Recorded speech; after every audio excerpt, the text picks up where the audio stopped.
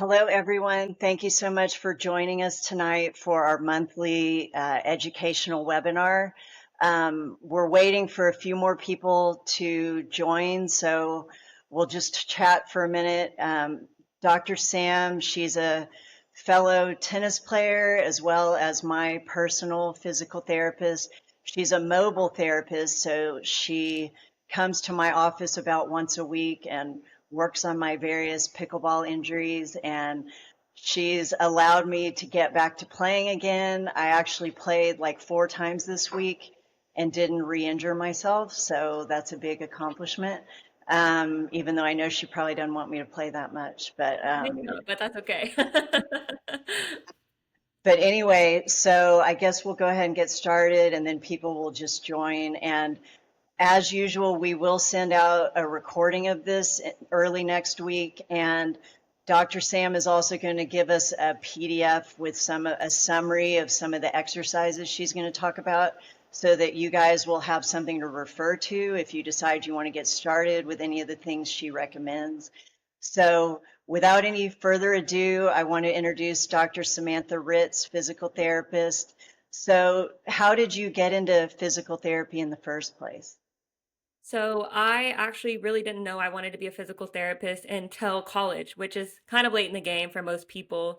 But I knew I wanted to do something in healthcare, and I absolutely love working with people. And I felt like this would be a good field where I can really have that one-on-one time with my patients.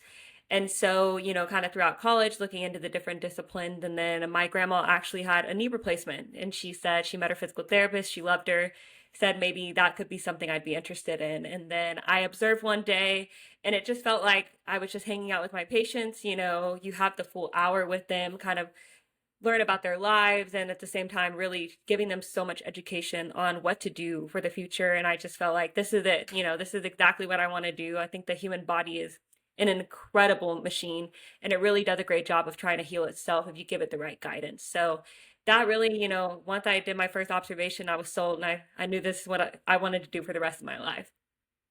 Okay, great. And I know you used to work in a traditional physical therapy practice, and then you decided to create your own business and go out on your own. So, what made you decide to make that change?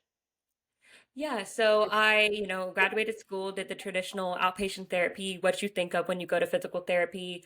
But, really soon I learned that maybe it's not what I wanted to do. I was seeing multiple patients an hour, up to 25 patients a day, which for physical therapy is a lot because you are spending, that hour with your patients. And I was really just burning out, to be honest. And I felt like I wasn't getting the one-on-one time I wanted with my patients. When you really are juggling multiple people at once. I'm really big on manual therapy, which is therapy with my hands. So joint mobilization, soft tissue work, things like that, as well as education. So whenever you have 4 to 5 people an hour, those are the first two things that go out the window because you're really having to multitask. And I just felt like it wasn't really the type of therapy and the type of care I wanted to give. And so I looked into, what does it take to go out on your own? And it's a lot, but I knew my patients would get better faster if I did it. And then I looked into mobile outpatient, which is basically going to people's homes. I do high level therapy. It's not low level where it's just quad sets or, bed therapy. I mean, we're up and moving, we're doing dry needling, things like that. And I absolutely love it. I think it's the best thing I've ever done for myself and for my patients. I feel like my patients gets better faster. I see them, at most twice a week, normally only once a week versus that 3 times a week you normally get with physical therapy. And I feel like we're just making, leaps and bounds ahead of where I was when I was treating an outpatient. And now that you own your own business, you're able to kind of dictate your hours and how Hmm. much time, so you're not governed by like insurance or that kind of thing. Oh, it's so nice. So I really can spend the time that my patient needs. So it's, even when you're in normal outpatient therapy, it is, individualized to the patient, but you still have those restrictions of, well, you have to move on, or, you need to go do this other thing for billing and things like that. Insurance really does determine more than I think they should. But now with cash-based physical therapy, I really do. It's completely individualized. I mean, you have the full hour of what we need to do together. You have a little bit of input and I have a little bit of input. We write the plan together, we come up with the things together, and then also goals. I mean, we're very goal oriented. So, what are the things that we need to accomplish in 4 weeks and 8 weeks, things like that. So we're always on the same page. And that's what I like the most about it. Whereas before with insurance, it just governs way too much. And it wasn't my favorite. So I was happy to leave and go the cash based route. I feel like it helps everybody and it's actually cheaper in the long run and it takes less time. So Right, right. All right. So can you share a little bit about your background and how you approach injury prevention and long-term health in your field? for sure. So I grew up, I was always an athlete. I was always in a sport that was kind of required whenever I was a kid. And I was really fortunate to not be injured too much, but you always have those sprains and strains and things like that. I played tennis basically my whole life. I played soccer before that, and then I played tennis in college. And college was the first time where I really was hitting my limits. It was the first time I got into the gym really heavy, as well as, you're on the court at least 5 to 6 hours a day. I know that you remember that, Dr. Angold, and your body does break down, and if you don't take care of it. So if you're not doing the right things, if you're not warming up, if you're not doing the prehab with the strength training, on the court is where you're going to pay for it, and that's the last place you want to pay for it. So that's really when I started to develop this idea of preventative healthcare versus reactive healthcare. And it's honestly, it seems like that's the shift we're trying to make in medicine right now, where instead of catching things and diagnosing them, we're trying to prevent the diagnosis from even happening. And so that's whenever I really got into this field, especially with my company, that's where I try to focus on is as much prehab as possible before we have to get to the rehab. Now, there is a time and a point where we are rehabilitating or recovering from something, but I try to give the education and I try to base all my treatment off of what can we do to prevent this from happening again, and what can we do to prevent, maybe if I'm seeing a catch in your shoulder, or if I'm seeing a difference in a hip hinge or a weird squat that you're doing. And we're going to go ahead and talk about those things already, even if I'm treating you for your ankle. The body is a chain. So we want to make sure that we're looking at the whole picture. That's the main thing. So Well, I remember I was very frustrated with physical therapy in the past because I would get like a calf injury or a knee injury, and I would ask them, well, I know there's probably something wrong with the whole leg and the hip, and because all my injuries kept being on the same side or whatever. And they're like, well, the doctor only ordered for me to evaluate your calf or your knee. And I'm like, but it's all connected, it's all in the same extremity. And they're like, sorry, that would have to be another order and another visit. And I'm just like, that is just not right. it really is just a runaround, and that's why I got so frustrated in outpatient with the scripts, with the referral, with the insurance, because it is, and you're limited. And then when you put it in your notes, you're like, well, I'm treating the hip as well. You get flagged for it, which is absolutely ridiculous because you're being a good therapist, in my Right. opinion. But yeah, you do get flagged for it and things like that. So that's why I really do think it's so important. You want to live your whole life. I always tell my patients, I mean, you want to live until the day you die. You don't want to save up all this time and then you get to retire and then you can't golf, you can't play tennis, things like that. So you want to make sure you're putting money in the bank so that you can cash out later in life. And so that's why I think prevention, injury prevention, all of that is so, so important. And it really does not get harped on enough in physical therapy, especially in that traditional outpatient, because people just don't have time, which is unfortunate that that's the way that things are going right now. But that's why I went out on my own and decided it's time to spend the time with your patients, educating, things like, as you do the same thing, educating and really just soft tissue, things that they can't do on their own. And then I'm going to expect you to do the homework instead of me just watching you do the same thing over and over and over again in the gym. Right, right.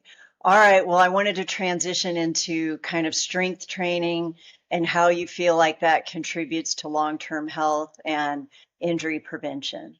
For sure. So, strength training is something that I am very, very passionate about. I think it's something that people kind of want to bury in the weeds.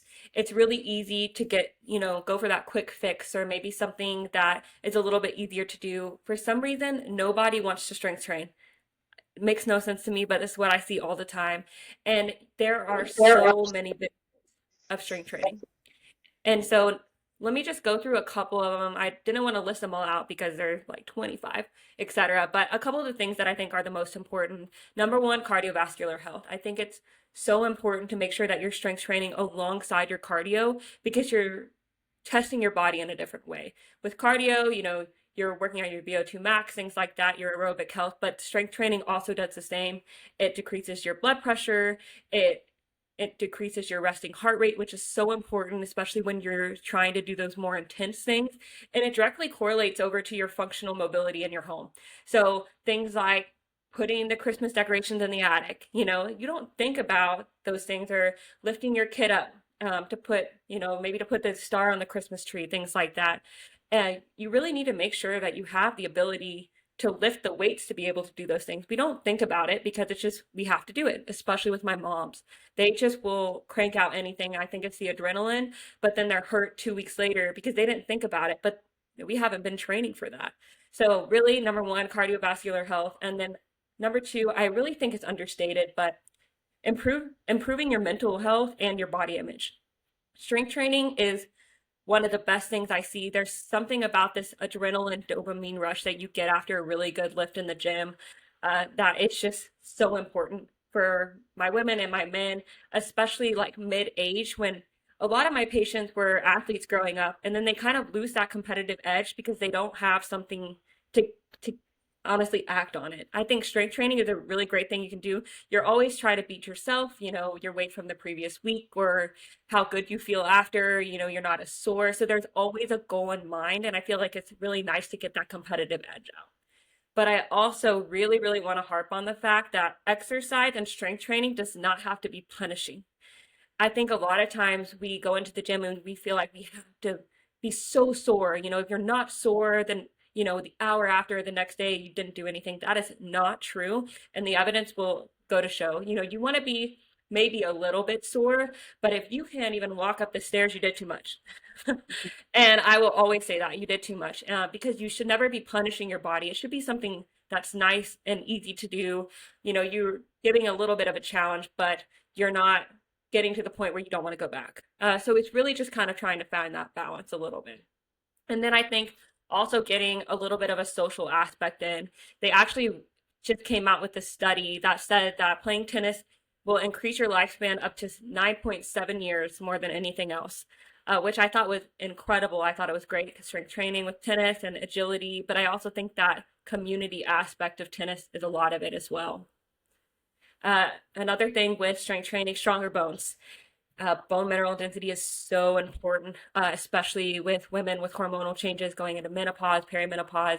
You really want to make sure that we're loading those bones, especially hormonal kind of changes, that nutrient uptake with the bones. You've got to make sure that there is a load there. Strength training is, I think, the actual best thing you can do for building stronger bones. So I will say, I will harp on that until the day I die. And then the last one is improving joint flexibility. Now, joint flexibility is a little bit different than what you think of with normal flexibility with kind of like a gymnast. Joint flexibility is actually the ability to get through that full range of motion, reaching all the way overhead without feeling those like kind of the crackly pop or the catch. You want to make sure that your joints are kind of, I describe it as, it's like a kind of like a cog in a machine. And sometimes the cogs can get rusty. And whenever you challenge the joint through the full range of motion, you're basically just spraying WD-40 in that thing. So it's kind of like motion is lotion. That's what I say. The more you're moving it, the better it's going to feel, the smoother it's going to feel. So strength training actually helps all of those things. It is, I mean, I will put this on my grave. It is the number one thing to do to really just help yourself feel better for the rest of your life. And yes, it's a little challenging and maybe a little bit intimidating, but I'm hoping that I can break it down into some simple steps today, kind of get your foot in the door with strength training today. Okay, great. And one thing I forgot to say at the beginning was, as we're going along, if any of you have questions that come up, feel free to put them in the chat, and then we will try to address it all at the end. Okay, so can you give us some practical tips and advice for strength training? Yes. So I try to break it down to four main things whenever I'm giving someone, their first foray into strength training. Number one, start simple. Strength training doesn't mean that you have to go to the gym and spend an hour in there. Start with small things around the home.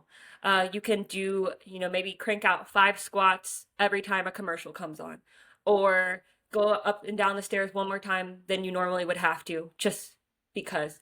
Or go, maybe do a couple of you can do like single leg stands in the kitchen while you're cooking or when you're brushing your teeth. You can do some heel raises. I mean, it's really just small things that do add up. And even though it maybe takes 10 minutes of your day throughout the full day, it will add up and you will see differences if you do it consistently. And then number two, I say, especially if you're starting in the gym, have a plan. The most intimidating thing to do is go into a gym and have no plan. Or even in your own home gym, if you have a couple of bands laying around and you're like, well, what do I even do with these? And if you don't have a plan, you're never going to do it. I've seen it over and over again. But have a plan.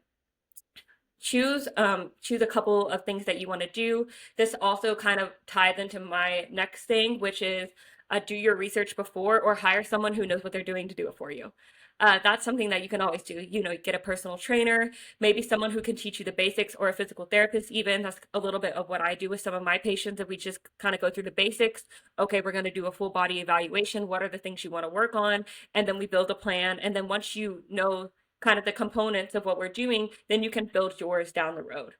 So it really is just a little bit about the education, doing the research, having a plan for the gym. And then the last thing is slow and controlled. Always, always, always slow and controlled.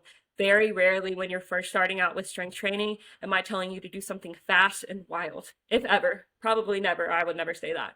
You really want to make sure you're focusing on your form. And again, a physical therapist, personal trainer will help you with that, or even making sure you're always looking into a mirror. I always make fun of people at the gym because I feel like sometimes it's easy to get intimidated when you're going into the gym, but you'll see that when you walk in there, everyone is staring at themselves. Everyone is always staring at themselves. They're always really self-involved. And sometimes I will give some people a little bit of a peace of mind going into the gym. But also, you want to make sure that you look good and you're doing the right thing. So make sure slow and controlled. If you're doing a bicep curl, make sure you're feeling it in the bicep. If you don't know where your bicep is, then you probably should be doing a bicep curl. That's why do your research, have a plan before. Those are my 2 and 3 before we get to slow and control. All right. Well, one thing I thought of when you were talking was for patients that come to see me, I always do the InBody. And on there, I can see their muscle distribution between the arms, trunk, and legs. And sometimes I'll see that their arms and trunk are good, but their legs are not, or the other way around.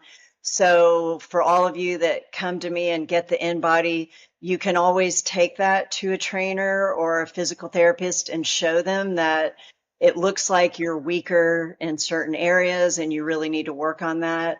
And I always tell people that muscles is kind of the organ of longevity. A lot of studies are showing that it helps prevent falls later in life. It helps keep you strong and agile and able to get up and down out of chairs as you age. And right now, you may not think that's a big deal, but like now with my parents in their 80s, I can see how their hip strength is gone and how fragile they are. And one bad fall and, it could be really bad. So that's why I really strongly believe in maintaining muscle and tracking it with the InBody, because that gives you direct feedback as far as is what you're doing working. And if it's not, then you maybe need to go heavier or change it up or do something to make sure you're at least maintaining, but if not, gaining a little bit of muscle.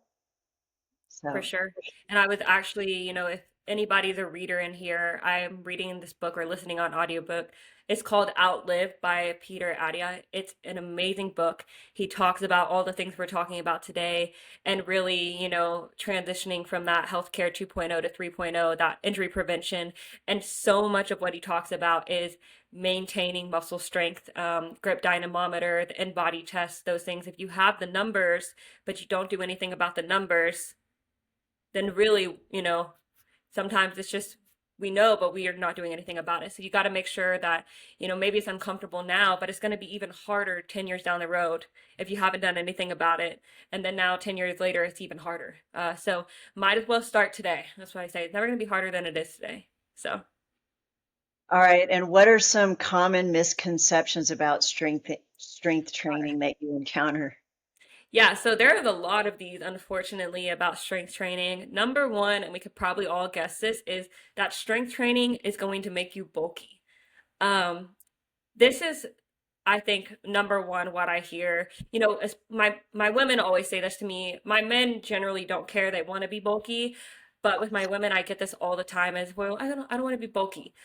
Uh, Lifting weights will tone you before it bulks you. If you are starting a strength training program, really what strength training is going to do, it's going to target basically fat loss and weight loss first before it starts to bulk you up. If you want it to bulk up with strength training, you have to eat a ton more. You actually have to really focus on your diet the other way, where it's not on a calorie restriction or anything like that, but it's actually a caloric surplus with proteins and things like that to even put on the bulk. If anything, strength training is going to tone you up.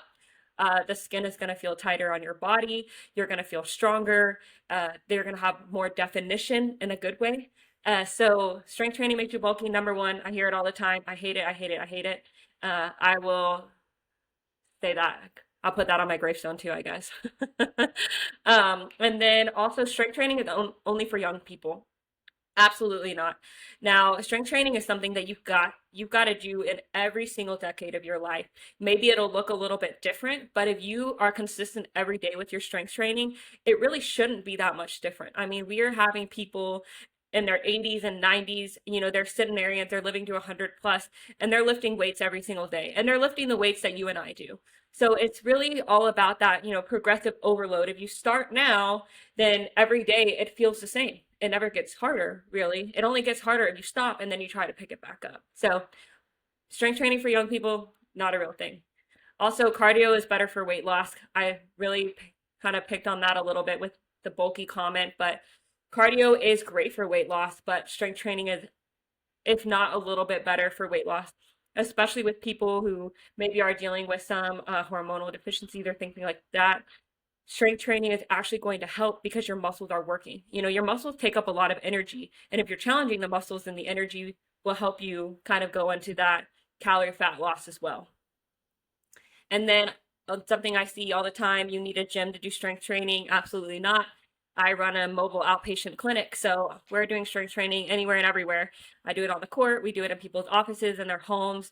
Really, all you need is a couple bands and maybe a couple weights, and even then, I'll have patients on a full, a body weight exercise program where you're not using any equipment at all. So it takes a little bit of creativity, but like I said, you can always reach out to a personal trainer or physical therapist to help in the beginning, and then once you get the building blocks of how to build your plan, you can kind of go from there. Another thing is that I'm going to kind of pair these two together, but you should avoid strength training if you have joint pain, and also strength training is dangerous.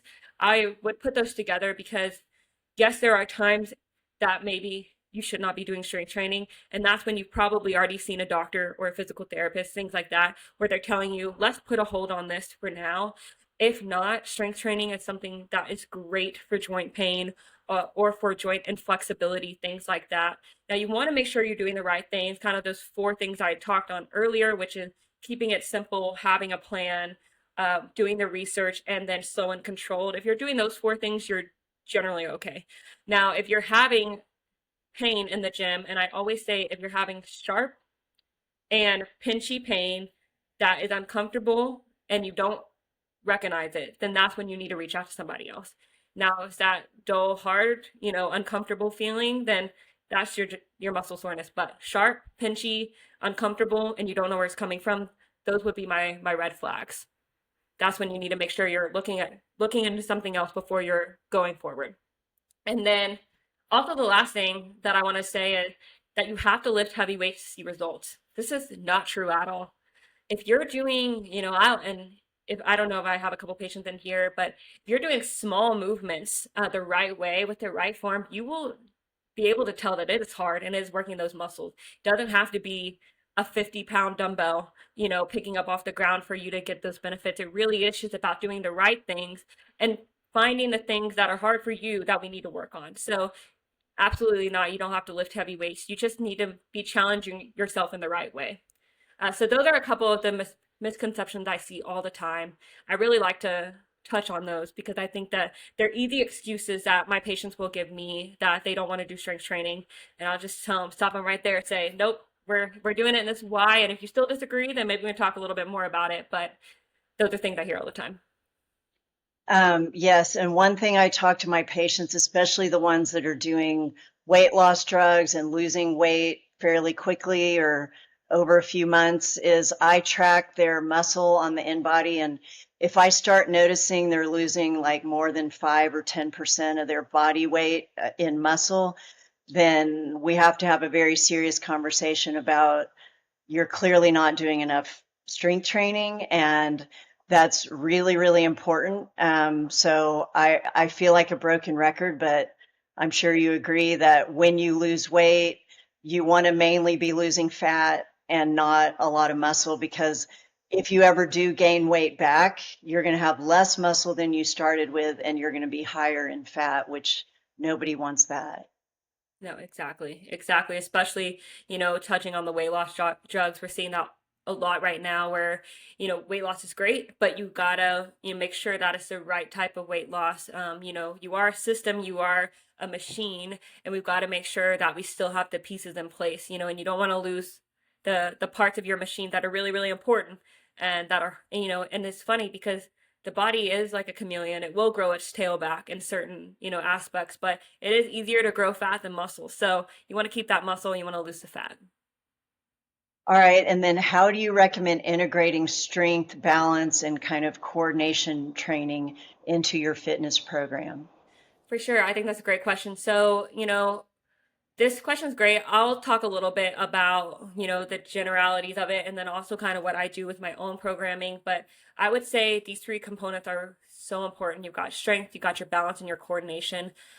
As we get older, we live life. We want to make sure we're always challenging balance and stability as well. It's so incredibly important. Like Dr. Engel said earlier, with falls, I will see with my patients all the time having that, hip break later on and, that fracture later on in life. It's scary because it is close to a death sentence as you can get for some people. You've got to make sure that you're building your base before, and that way, whenever, if something unfortunate did happen like that, then you can just bounce back. Versus people who haven't been doing anything for years, and now it's incredibly hard to do anything because your hip fractured, and now it's like we're trying to dig out of a hole that's been dug for years. It's really hard. So making sure that you're challenging your stability and your balance and your strength, it's incredibly important. I would say a good way to integrate them all together is really just putting them, adding in them into your strength program. So for me, what I like to do is I always like to make sure that I'm having a stability component somewhere in my plan. So for me, that's going to be a hold. I call them isometric hold. And isometric hold is where you're holding a weight, uh, you're contracting your muscle, but you're not having to move it. So I'll have somewhere in my program something like that where we're balancing on one foot or we're holding the weight at somewhere through the range. Also, single leg focused exercises are a good way to add in that stability and that coordination in your program. So that's going to be a single leg RDL, a step up onto a step. I call them runner's climbs. You can even just do at the wall, single leg heel raises, something like that, where it's going to challenge your stability. It's easy to do, and you just add it into your exercise program. And then another great thing you can do is something with an overhead hold, where you're holding a weight over your head and you're keeping it there, stabilizing. You're using your whole body anytime you do that. Starts in your feet with your feet flat on the ground, then it goes to your hips, then it goes to your core where you're not falling out, but you're doing that pelvic tilt. Then you're having to stabilize with your shoulders and your neck. So it really should be a full body exercise anytime you're doing anything overhead. Those are three things I really like to do to kind of rope all three in together. And then also always have a functional movement in your strength training program. What a functional movement means for me is something that we're doing in the gym that directly mimics what you do in your everyday life. So for instance, if you are like, let's say that you live in a two-story house, make sure you're doing step ups every day because you're having to take those stairs every single day, right? Or let's say that you are a caretaker for somebody and that normally they're sitting on the couch and you're having to get up and down a lot to help bring them food or helping them out, getting them off the couch. We got to make sure we're doing squats in the gym because that's something that you're doing every single day. So really make sure you're doing those functional movements. So I like that as well. And then something that is a little bit more technical, but if you like gym stuff, then this will work for you. But a multi-joint exercise where it's a movement that is challenging a muscle that crosses two joints. So that's going to be like an RDL, a deadlift, a kickback, or a good morning where you're kind of leaning forward with the bar. These exercises are two movements in one. And so you're kind of getting more bang for your buck on those. And then I want to go into a little of kind of how I would structure my strength training program or what I even do now. I generally can get out of the gym within like 35 minutes if I'm not doing my cardio at the same time. And so this doesn't take a lot of time. How I like to do is always make sure you're doing a warm up. Absolutely, absolutely warm up. This is going to be a couple of stretches, a program. Make sure that you're doing some hip rocks, a couple warm up squats. You're doing some arm circles. The worst thing you can do is just go into the gym and start cranking on a machine, especially if you're doing a little bit heavier weight. So easiest way to get yourself injured. Make sure you're doing a warm up. And then I'll do a circuit of one upper body dynamic thing, a push up, or I can even do kind of like a row against the wall. Then I'll do a core activity, so an ab activity, a crunch, a plank, something like that. And then I'll do a lower body, like, maybe like some jumping jacks or some heel raises, some squat jumps, just to get my heart rate up a little bit. Then after that, that's when I'm going to go into my strength training exercises. So I like to superset or circuit, which basically means a superset is two exercises and you go in between them. So for instance, if you were doing a row machine and a pull down machine, you would do 10 reps of the row and then you go 10 reps of the pull down, take a break, and then you go back through. I like this because I feel like I get through my exercises faster and it's a little bit more variability, so it's less boring. Or a circuit, which is just three or more. Same exact thing where you're going through three or more exercises and then you can go back through. So then I'll do all my circuits in the middle, which is if it's leg day, we're doing the leg exercises. If it's arm day, we can do those. But for most of my patients, we're just starting with 2 to 3 times a week. So you're doing full body every time, because why split it up if we're only going 2 to 3 times a week? And this is plenty. You don't need to really do any more than that, especially if you're doing the right things. And then I always like to do a burnout set at the end, which is an easy movement that I do until I absolutely cannot do anymore. This is really going to challenge our progressive overload with our muscles and our bones. And this is where you're going to get the most benefit from your exercise. And then we got to cool down, which is just kind of the same thing you did with a warm up, but now we're getting that heart rate back down. You can walk on the treadmill a little bit. You could even do a recumbent bike at the end, and then you're done. That's what I like to do. So what would you do? Like, what's an example of a burnout exercise? A burnout exercise for me, squats. We got a plank. A plank hold is a good one. Bicep curls, even like pull downs or rows. So Mhm. something simple where it's not like a multi-joint exercise or it's not a stability exercise. A lot of times, machine work, you can do that. Leg press, heel raises. You can really choose. I like something that's going to get my heart rate up a little bit more. So my go-to are squats, push-ups, plank holds. Okay. And do you do like a lower body one and an upper body one, or?